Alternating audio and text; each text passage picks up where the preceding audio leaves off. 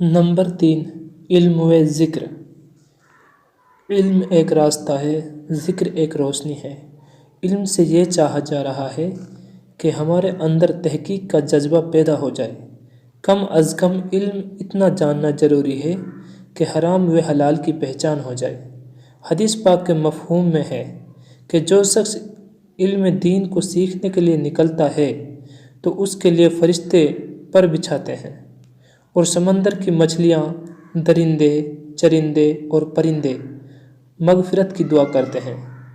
یہ صفت ہماری زندگی میں آنے کے لیے 3 لائن کی محنت کرنی ہے۔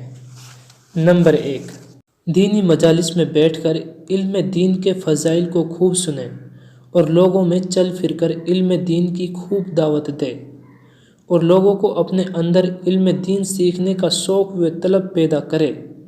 نمبر 2، مسائل والے علم کو معتبر علماء سے معلوم کریں اور فضائل والے علم کو دینی کتابیں اور تعلیم کے حلقوں میں حاصل کریں۔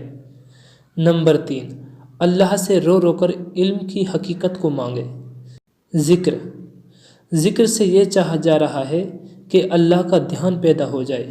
حدیث پاک کے مفہوم میں ہے کہ ذکر کرنے والا زندے کی مثال ہے اور ذکر نہ کرنے والا مردے کی مثال ہے۔ اور ایک حدیث پاک کے مفہوم میں ہے کہ روزانہ جس کی زبان اللہ کے ذکر سے تر و تازہ رہتی ہے وہ شخص ہنستے ہوئے جنت میں داخل ہوگا۔ اس صفت کو اپنی زندگی میں لانے کے لیے 3 لائن کی محنت کرنی ہے۔ نمبر 1، دینی مجالس میں بیٹھ کر ذکر کے فضائل کو خوب سنیں اور لوگوں میں چل پھر کر ذکر کے فضائل کی خوب دعوت دیں۔ نمبر 2، تنہائی میں بیٹھ کر اللہ کا ذکر کریں۔ صبح و شام 3 تسبیحات کی پابندی کرے۔